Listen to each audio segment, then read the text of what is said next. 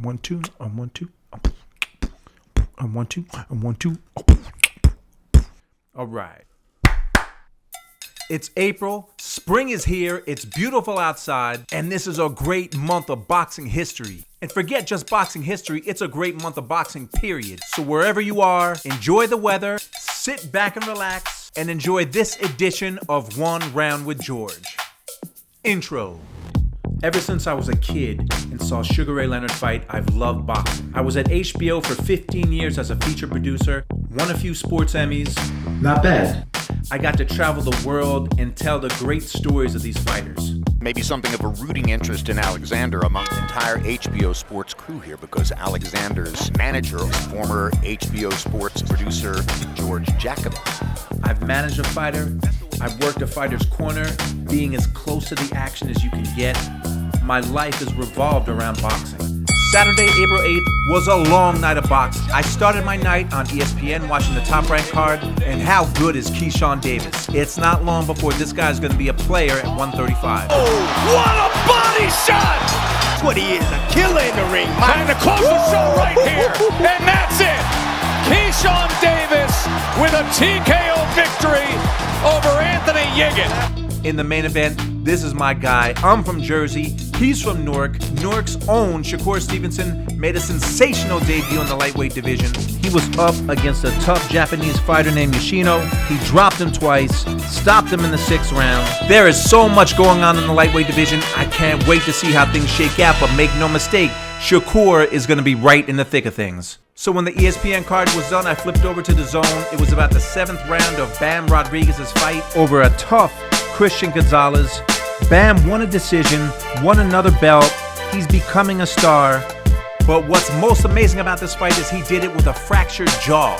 Remember, Muhammad Ali had a fractured jaw against Kenny Norton, and it became part of the lure of his history. Bam Rodriguez is a special, special fighter. So then my night continued after DAZN. I turned on Showtime just in time for their main event. It was actually about the 4th round of Sebastian Fundura and Brian Mendoza. It was the typical Fundura fight. The guy is 6'6", 154 pounds, doesn't use his height, doesn't use his reach. He does have decent power. He throws a lot of punches. He was wearing Mendoza down. He was way up on the scorecards until this.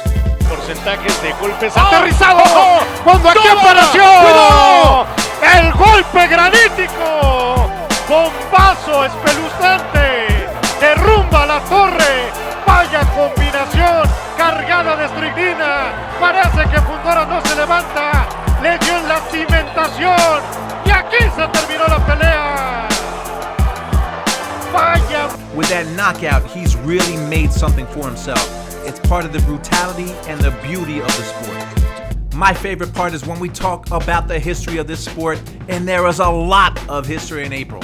April 6th, 1987, 36 years ago, my idol Sugar Ray Leonard stepped into the ring after 3 years of inactivity, taking on the one and only marvelous Marvin Hagler. I was one of many that thought this was a big mistake. I thought Sugar was going to get hurt. I was wrong.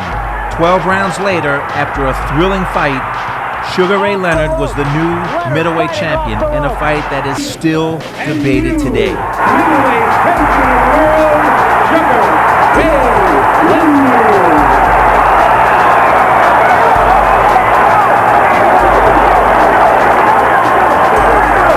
April 7th, 2001 on HBO. This is a fight I was in the HBO production truck for. Featherweight champion and rising star Prince Naseem Hamed was defending his title against super bantamweight champion, the great Marco Antonio Barrera. Barrera was a huge underdog to the flashy Hamed, but to a lot of people's surprise, not mine, Barrera systematically took Hamed apart, winning a decision. Right here. Everything went wrong for Hamed that night. That day in Las Vegas, he came to the ring on a swing. People were throwing beer at him. He went to do his top flip over the rope, couldn't do it, and from there, things only got worse. Barrera pounds Naseem into the ring post, risking disqualification. Furious at Naz's antics.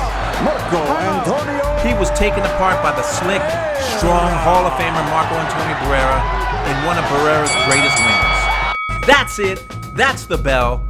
Oh, and don't think I forgot about April 15th. I've got a special show coming up, 38 years. It's the historic, marvelous Marvin Hagler, Tommy Hearns fight. I've got a special show on that coming soon.